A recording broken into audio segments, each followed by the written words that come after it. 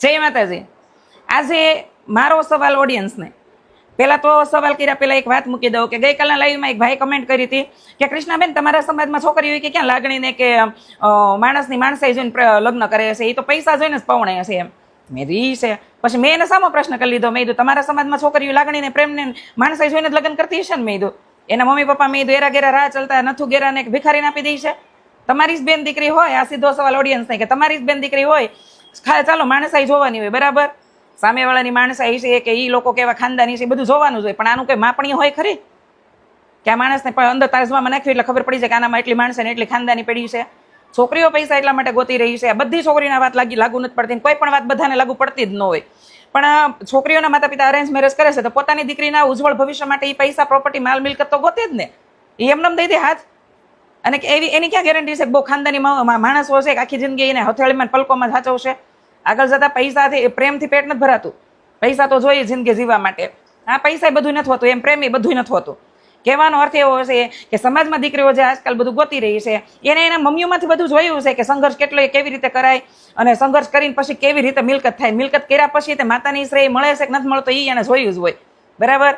અને ઘણા એમ કે દીકરીઓ પપ્પાને ઘરે કાંઈ ન હોય, પણ અહીંયા કેવી એની ડિમાન્ડ હોય તો ભાઈ પપ્પાની ઘરે એને વંશ વારસદાર જન્મીને પેદા કરીને ન દેવાના હોય, એને અહીંયા આવીને એના પોતાના શરીર બગાડવાના હોય, વંશ વારસદાર આપવાના હોય, તમારા ન ગમતા હગાવાલાને બધાને હૈયે ગળે લગાવવાના હોય અને એની હારી મોળી બધી મેણા ટોણાની વાતો સાંભળવાની હોય. એટલે એ છોકરી બધી ડિમાન્ડ કરે.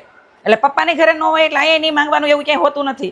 બીજું એ કે છોકરીને એને પપ્પા એ પલકોમાં મોટી કરી હોય ને હથેળીમાં હાચવી હોય ને તો એના હાહરિયામાં એટલું ગોતે છે ને એ છોકરીને. અરેન્જ મેરેજની આ ડિમાન્ડ છે. બાકી લવ મેરેજ કરવા વાળી લુખીઓ તો લુખાવને જ પકડે છે.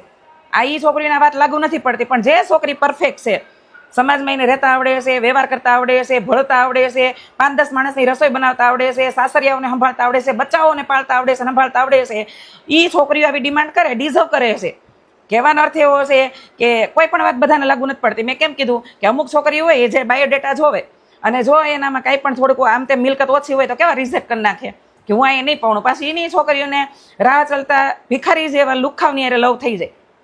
એટલે એ છોકરીના વાત લાગુ નથી પડતી. પણ જે છોકરી પરફેક્ટ છે તો એ વસ્તુની ડિમાન્ડ કરે, એમાં કંઈ નવાઈની વાત નથી, બરાબર. અને સમાજ સદ્ધર ને સમૃદ્ધ થયો છે એનું મેઇન કારણ એ છે, ભલે ગમે એટલી લોન હોય, લોન એ કંઈ મોઢું જોઈને નથી આપી દેતા, બરાબર.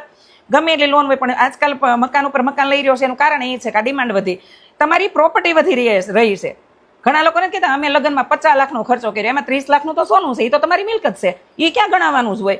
પણ તમે જે ફેન ફતુરિયા કર્યા એ 20 લાખ ભાંગ્યા છે એનું જ ખાલી બોલો. કહેવાનો અર્થ એવો છે કે હમણાં જ એક તાજેતરનો કિસ્સો આવ્યો કે પેલે કહો કેતન અગ્રવાલની હત્યા કરી નાખી એની જ મંગેતરે. એમાં હતો કિસ્સો એવો હતો કે એને કોઈ ચૌધરી નામના છોકરા હારે પ્રેમ થઈ ગયો હતો અને ઓલા છોકરાને એને ઇન્ફોર્મ કર્યો કે મારે તારે લગ્ન નથી કરવા, છતાં ઓલો સગાઈ નહોતો તોડતો. એટલે આ છોકરીએ એના પ્રેમી સાથે મળીને એની હત્યા કરી દીધી, ખીણમાં ધકેલી દીધો. હવે આવા ગંભીર કિસ્સાઓ ત્યારે બને છે કે જ્યારે માતા પિતાને ખબર જ હોય પોતાની દીકરી કોઈને હારે પોતાનો સંસાર માંડવા માટેનું વિચારી જ રહી છે, તો હું કામ એને પવણાવતા છે? આ કઈને કરે કોઈને ભરે કોઈ. ઘણી વાર આપણી કહેવતું છે ખબર કાઠિયાવાડમાં કે બાપના કર્યા દીકરાઓ ભોગવે અને કોઈ કરે એનું કોઈ ભોગવે. આ એવું થાય, નિર્દોષામાં હોમાઈ જાય. એટલે પહેલા તો તમારી લાડકડીઓને લાડકાઓને બેહારીને પૂછો કે તમારે લગ્ન કરવા છે કે નથી કરવા છે તો ક્યાં કરવા છે. આમાં બીજા હોમાઈ ન જાય. અને દીકરીઓ જે ડિમાન્ડ કરે છે ને એ પોતાની અંદરની ક્ષમતાઓને ધ્યાનમાં રાખો. તમારથી 5 ગાડલે જો ઉચકીને અને બેડમાં ન મુકાતો હોય કે દિવાળીનો ધૂળ પાડવાનો હોય એમાંય તે બીજા બેની હેલ્પ જોતી હોય ને તો તમારે એવડી બધી ડિમાન્ડ ન કરવી.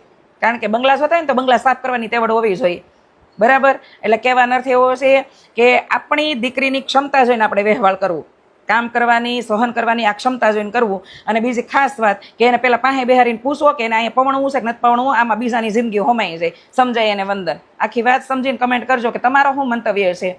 મેં આમાં 2 મુદ્દા મૂક્યા છે, એક તો દીકરીને હગાઈ પહેલાનો અને બીજો એ મુદ્દો મૂક્યો છે કે તમે એની મિલકત ગોતો છો તો એ મિલકતને સાચવવાની કે એ મિલકતને વધારવાની પાસે ક્ષમતા છે ને, એનામાં વેચાવી દેવાની ક્ષમતા હોય ને એવી દીકરીઓને આવું બધું ન ગોતવું. એને પછી રાહ ચડતા ભિખારી હોય ને એને પવણાઈ દેવી. આ વાત બધાને લાગુ નથી પડતી, બરાબર.